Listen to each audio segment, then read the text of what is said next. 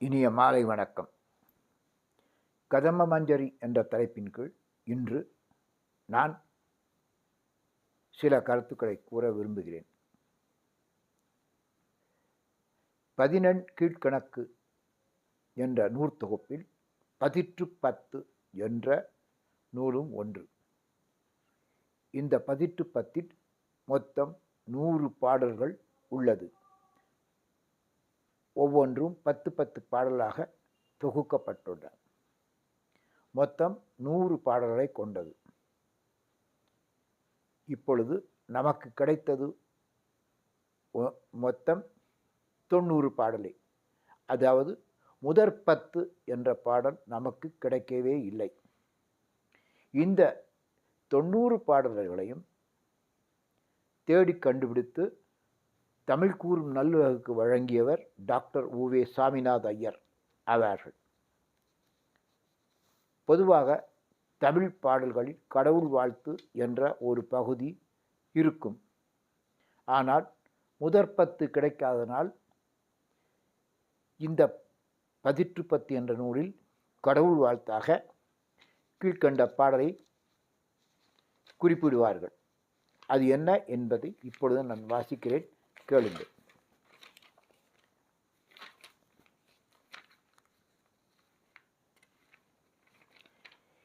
எரியெள்ளுவண்ண நிறத்தன் பிரியுணர் கொன்றையும் பைந்தார் அகலத்தன் பொன்னார் எயிலெறி பூட்டிய வில்லன் பயிலுருள் காடமர்ந்தாடிய ஆடலன் நீடிப் புறம்பதை தாழ்ந்த சடையன் குரங்கரைந்து வெண்மணி யார்க்கும் விழவினன் நுண்ணுற் சிறந்த இரட்டும் விரலன் 2 ரூபாய் ஈரணி பெற்ற எழிற்றகையன் 7 இளம்பெறை சேர்ந்த நூதலன் களங்கினி மாறேற்கும் பண்பின் மறுமிடற்றன் தேறிய சூலம் பிடித்த சுடற்படை கால கடவுட்கு உயர்க மாவலனே.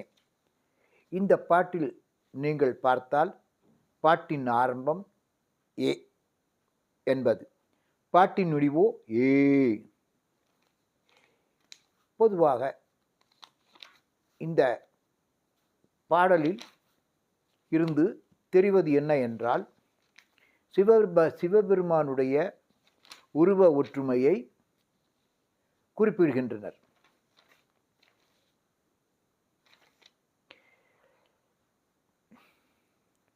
சொல் நயமும் உண்மையை அப்படியே உங்கள் முன் நிறுத்துகிறது இந்த பதிற்று 10 கடவுள் வாழ்த்தானது. பாருங்கள். செந்நிறம் என்றால் என்ன? கற்பனை செய்யுங்கள். செந்தாமரையா, எரியின் நிறம் நெருப்பின் நிறமா, கோபத்தில் சிவந்த ஆண்மகனின் முகமா, இல்லை நாணத்தால் சிவந்த இளம்பெண் முகமா? அதாவது இந்த பாட்டின் ஆரம்பத்தில் குறிப்பிட்டது போல எரியெள்ளு வண்ண நிறத்தன், அவன் எரியின் தீயும் நிறம் எதுவோ அதுவே அவன் நிறமோ என்ற ஒரு சந்தேகத்தை இந்த பாடலில் குறிப்பிடுகிறது. இல்லை, அதனை கேலி செய்யும் வண்ணம் அமைந்தவன், அதாவது எரியின் நெருப்பின் நிறத்தையே நகைப்பிற்கு உள்ளாக்கும் நிறத்தவன், அதாவது எரியும் நெருப்பு விட அவன் நிறம் வேறு மாதிரி என்று சொல்கிறார்கள். இரண்டாவதாக, இறைவன் மார்பு எத்தகையது, அதில் என்னவெல்லாம் பூட்டப்பட்டிருந்தது, அந்த மார்பை அலங்கரித்தது எது? விரிந்த பூங்கொத்துக்களை உடைய கொன்றை மலர்களால் தொடுக்கப்பட்ட பசுமையான மாலைகளை அணிந்த அகன்ற மார்பினை உடையவன் அவன். இவ்விடத்து ஔவையார் எழுதிய கொன்றைவேந்தன் என்னும் நூலில் அன்னார் கொன்றைவேந்தன் செல்லடியினை என்றுமே ஏத்தி தொழுவோம் யாமே என்று குறிப்பிடுகிறார் என்பதிலிருந்து கொன்றை பூமாலையை சூடிய சிவபெருமானின் குமரனாகிய விநாயகக் கடவுளுடைய பாதங்கள் 2ஐயும் நாம் என்றும் துதி செய்து வணங்குவோம் என்றும் தமிழ் மூதாட்டி குறிப்பிட்டார். எனவே சிவபெருமான் கொன்றை மலர்களால் தொடுக்கப்பட்ட மாலையினை மார்பில் சூடியவன் என்பது உண்மை. அடுத்ததாக, சிவபெருமான் கையில் என்னெல்லாம் ஏந்தியிருக்கிறார்? தேவர் அசுரர் ஆகியோருடைய எப்பொழுதும் ஒரு வகையில் பகைமை இருந்து கொண்டே இருக்கும். நாணயத்திற்கு இருபுறம் போல நன்மை தீமை ஆகிய இரண்டும் உயிர்களுக்கு சேர்ந்து அமைந்திருக்கும். நல்ல குணங்கள் எண்ணங்கள் உடையவர்கள் தேவர்தான் என்றும், தீய மக்களால் வெறுக்கப்பட்ட குணங்களை கொண்டவர்கள்.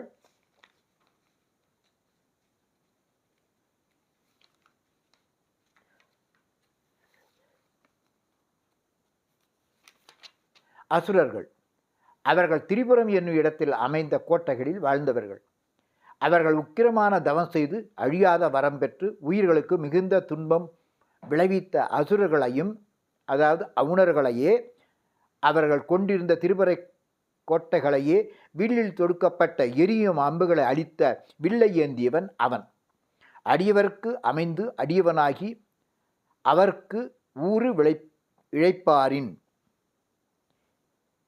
என்ற தன்மையுள்ளவன். இதற்கு சான்றாக மகாபாரதத்தில் தீய சக்திகளை அழித்திட அர்ஜுனன் சிவபெருமானை துதித்து பாசுபசாஸ்திரம் பெற்றவன் என்றும் அறியலாம். ஆணவத்தை ஒழிக்கும் சினத்தோடு செயற்பட்டு அருளுகின்ற பாங்கு உடையவன். ஆகவே சிறந்த வில்லை கையில் ஏந்தியவன் சிவபெருமான். அவன் அமர்ந்த இடம் எது? எங்கு சிவதாண்டவம் செய்தான்? இறைவனால் படைக்கப்பட்ட உயிர்கள் அனைத்தும் ஒரு நாள் அழிந்தே தீரும் அல்லவா? இவ்வுடம்பு பஞ்ச பூதங்களால் ஆனது. என்றாவது ஒரு நாள் பொடி பொடியாகி ஆகியே தீரும். எவ்வளவு பெரிய மனிதர் ஆனாலும் ஒரு நாள் பிடிசாம்பல் அல்லது மண்ணோடு மண்ணாக ஆகித்தானே தீர வேண்டும். சிவபெருமான் அழிக்கும் தொழிலை கொண்டதால் அழிக்கப்படும் இடமான சுடுகாட்டை விரும்பேன். அச்சுடுகாடோ காறுகளை தன்னகத்தே கொண்டது. அங்கு போக அனைவரும் அஞ்சுவார். அந்த ஏகாந்தமான இடத்தை தேர்ந்தெடுத்து அங்கு நின்றவன் தன் தொழிலான அழித்தல் தொழிலை செய்தவன். அதன் தொடர்ச்சியாக செய்த தொழில் மகிழ்ச்சியாக அமைந்ததனால் ஆனந்த தாண்டவம் ஆடினான். கோபம் வரும் காலத்தில் தீயவழி அழித்த பின்பும் கோலத்தாண்டவும் ஆடினான். ஊறி குத்தும் ஆடினான் சுடுகாட்டிலே. சிவபெருமானின் முதுகு எத்தகையது? பொதுவாக போரை எதிர்கொள்ள முடியாத போது எதிரிகள் புறமுதுகு காட்டி ஓடுவார்கள். அது அவர்கள் கோழைகள் என்று அழைக்கப்படுவார்கள். ஆனால் யாராவது சிவபெருமானின் புறமுதுகை பார்க்க முடியுமா? அப்படியே பார்த்தால் உட்புறம் பார்க்க முடியுமா? முடியாதே. ஏன்? அவன் முதுகே நெடிது. அதிலும் தாழ்ந்து வீழ்ந்தபடி அந்த முதுகையே மறைத்து கொண்டிருக்கும் நீண்ட, அதாவது மிகவும் நீளமான தாழ்ந்த செஞ்சடையினை கொண்டவன். அவனின் சடையின் பலம் என்னவென்று உங்களுக்கு தெரியுமா? பகீரதன் தமது முன்னோர்கள் சாகரர்கள் என்பவர்களை நற்கதி அடைய அவர்கள் சாம்பல் கரைந்துபட கங்காதேவியை மேலுலகத்திலிருந்து பூலோகத்திற்கு அழைக்க அவளின் பிரவாகத்தையும் செருக்கையும் அடைக்கிட சிவபெருமான் தமது அடர்ந்த தாழ்ந்த சடைகளால் தாங்கி கங்கையே தன் சடைக்குள் அடைத்திட மீண்டும் பகீரதன் வேண்டிட ஒரு சீறு கீற்றினை மட்டும் விலக்கிட அதன் மூலம் கங்காதேவி பிரவித்தாள் என்பதும் அனைவருக்கும் தெரிந்ததே. அவனின் தொடை அழகு எவ்வாறு? அவன் ஆடை அழகு என்ன? சிவன் அழகே தனி. அவன் உடுத்தியிருப்பது புலித்தோலால் அணிந்த ஆடை. அதுவும் அவன் பொன்னார் மேனியன். அதிலும் அவன் ஆடையில் வெண்மையான மணிகளை அமைக்கப்பட்டவன். அவன் மீது பீடு நடை போடும் பொழுது மணிகள் அசைந்து தொடைகள் பட்டு இனிய ஒலிகளை எப்பொழுதும் எழுப்பிக் கொண்டே இருக்கிறது. புலித்தோலை அரக்கேசத்து என்ற செய்யுளின் வரியை இங்கு நினைவு கூர்க. அவன் விரலில் உள்ளது என்ன? நுண்ணிய நூலால் கட்டப்பட்ட உடுக்கை எனும் துடியினை மாறி மாறி ஒலித்தபடி இருக்கும் விரலினை கொண்டவன். உடுக்கையிலிருந்து வரும் ஒலி ஓம் என்றும் பிரணவமாம். ஒரு கவிஞர் பாடுகிறார், ஆணாகி பெண்ணாகி நின்றானவன் என்று. அப்படியானால் அவன் அவள் அர்த்தநாரீஸ்வரன். சக்தி இல்லையேல் சிவமில்லை. ஜீவன் இயங்க சக்தி வேண்டும். சிவன்தான் ஜீவன். ஆட்டுவித்தால் யாரொருவர் ஆடாமல் இருப்பாரோ அப்படியானால் சிவசக்தி என்றும் அவனை அழைக்கலாமா? அப்படியானால் எந்த பாகம் சிவனுடையது? சக்தியின் பாகம் எது? இடபத்தில் சக்தி. அதற்கேற்றவாறு வலப்புறம் முழுதும் ஆண்கள் அணியும் அணிகலன்கள், இடப்புறம் பெண்கள் அணியும் அணிகலன்கள் ஆக இருவரும் இருவகை அணிகளால் அழகு பெற்று விளங்கும் அழகிய உருவினன். சந்திரசேகரன் அவன் சசிபூஷன் ஆவார். அவன் தலையில் சந்திரனை சூடியவன். சாபத்தால் சந்திரனின் கலைகள் தேய்த்து கொண்டே இருந்த காலத்தில் சாபை விமோசனமாக மீண்டும் கலைகள் வளர்ந்திட வரம் கொடுத்த வள்ளல். தன்னை நோக்கி தவம் செய்யும் பிரார்த்திக்கும் உயிரினங்களுக்கு சற்றும் யோசியாமல் கேட்ட வரம் அருளும் கொடை வள்ளல் அவனே. அப்படிப்பட்ட சந்திரனை மீண்டும் வளர அருளி 3ஆம் நாள் பிறையை தன் தலையில் அணிகலனாக சூட்டி அழகு பார்த்தவன். நூதல் அவனுக்கு இளம்பரை போல அழகு வாய்ந்தது. எனவே அவனுடைய தலைமுகம் போன்ற ஒளிர்கின்ற தன்மையானது. ஆனால் ஆலகாலற்ற விஷத்தை உண்டதால் பார்வதி தேவி விஷம் பரவாமல் இருக்க கழுத்தை பிடித்ததால் விஷம் கழுத்திலேயே தங்கியதாலும் ஒழிவில்லாத கழுத்து பகுதி கருமையை ஏற்று விளங்கியது. ஆக ஒரு கருப்பும் ஒளிமிகுந்த நிறத்தையும் ஒரு சேர கொண்டவன் அவன் நீலகண்டன். மகாருத்ரத்தில் பரமசிவனின் பல பெயர். ருத்ரன், பகவன், விஸ்வேஸ்வரன், மகாதேவன், திரையம்பகன், திரிபுராந்தகன், திரிகாக்னி காலன், காலாக்னி ருத்ரன், காலன், நீலகண்டன், சர்வேஸ்வரன், மகாதேவன், சதாசிவம் போன்ற பல பெயர்கள் உண்டு. அதேபோல் அழிக்கும் கடவுள் சிவனுக்கு உதவி புரியவன் யமன். அவன் கையிலும் சூலம், சிவன் கையிலும் சூலம். காலத்தை உருவாக்கும் காரணன். எனவே அவன் காலன், ஆதியந்தம் இல்லாதவன். கடவுளுக்கு உருவமில்லை என்று சொல்வது மிகவும் தவறு. எல்லாம் அவரவர்கள் தம் நினைப்பில் உருவாவதே கடவுளுக்கு உருவம். மேலே கூறி அனைத்தையும் நினையுங்கள். உங்கள் கண் முன் சிவன் தோன்றுகிறானா என்று சிந்தித்து பாருங்கள். நிச்சயமாக தோன்றுவான். அப்படிப்பட்ட சிவனை வணங்குவதால் நமக்கு வெற்றி கிடைக்கும்.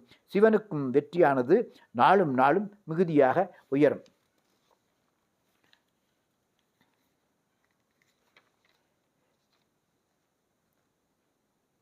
இறைவன் எப்படிப்பட்டவன்? ஆனா பெண்ணா? உயிருள்ளவனா உயிரற்றவனா?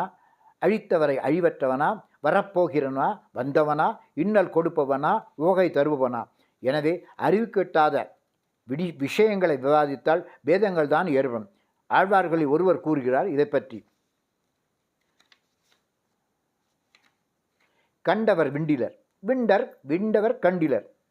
அப்படியானால் அவன், நாம், அவன், இவன், உவன். இறைவன் எப்படி இருப்பான்? ஆனா அவள், இவள், உவள், எவள்? பெண்ணா? தாம், அவர், இவர், உவர் உயிருள்ளதா அல்லது உயிரற்றதா? அது, இது, உது, எது அழியும் பொருளா?